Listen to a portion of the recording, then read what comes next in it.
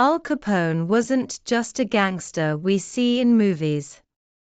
He was actually something much simpler. A man who spotted the right gap at the right time. He stood right in the middle of one of the most profitable businesses in American history. But this business wasn't a product of the free market. It was a business created directly by the state. The Prohibition era. When the government banned alcohol, it didn't really say, alcohol is gone. It simply said, you can't do this legally anymore. But people never stopped drinking. No one said, okay then. Demand was still there, standing firm. And that's exactly where the problem was, or, depending on how you look at it, the opportunity. When the 18th Amendment went into effect in 1920, the government sold it as a moral victory. Alcohol, they said, increased crime, destroyed families, and corrupted society. Ban it, and everything would get better. On paper, it sounded nice. But economics doesn't care about paper. Demand didn't disappear. In some places, it even grew. And when there's demand but no legal supply, prices explode. Al Capone's empire was built precisely in that gap.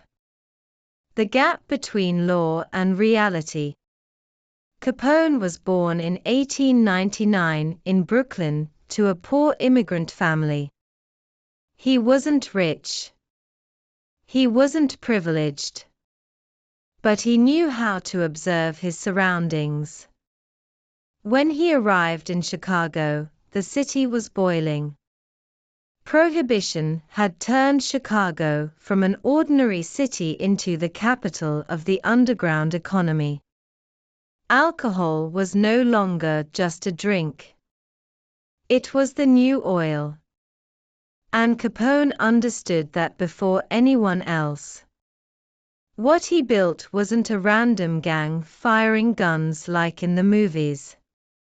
This was a company. Breweries, distilleries, smuggling routes, distribution networks. Everything was under control.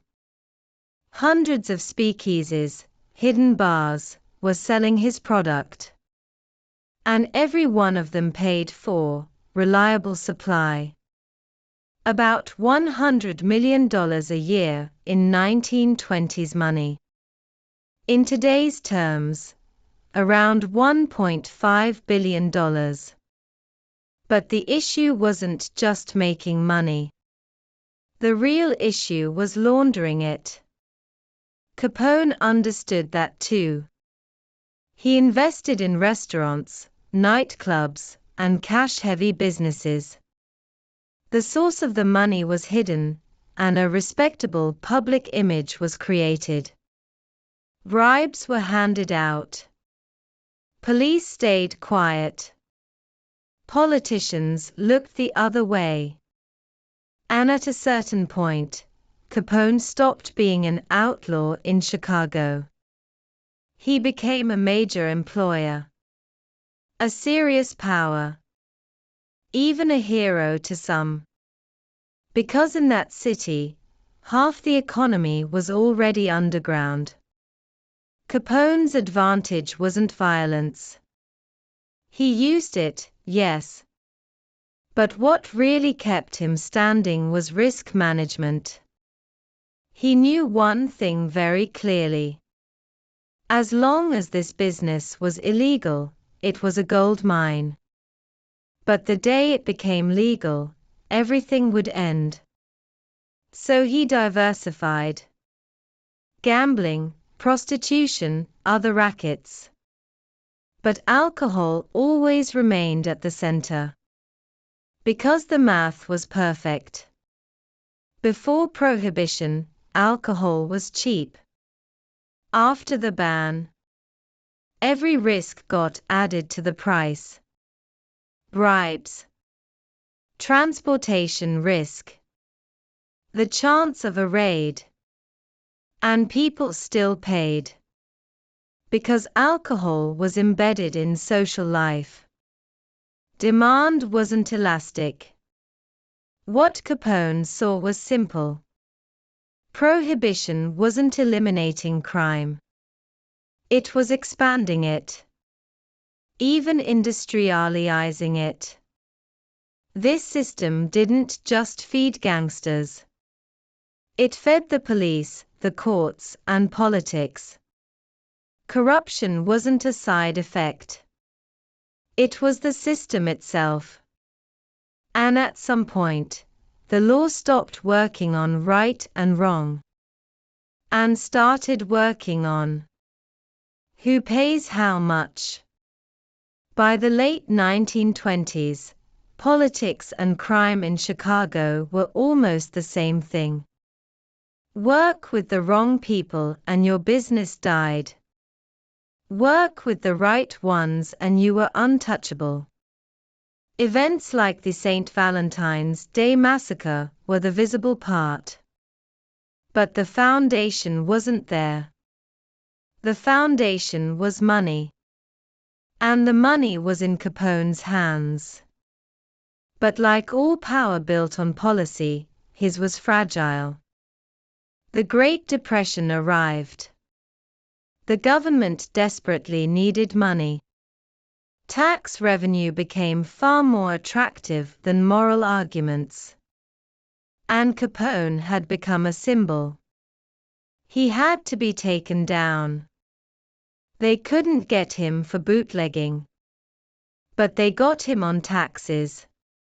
In 1931. Not a gangster. But an accounting file brought Capone down. 11 years in prison. In 1933, Prohibition was repealed. And that massive market disappeared overnight. Legal production returned. Prices fell. The black market collapsed. But the lesson remains. Prohibition didn't fail because of crime. It failed because of economics. And this story isn't over.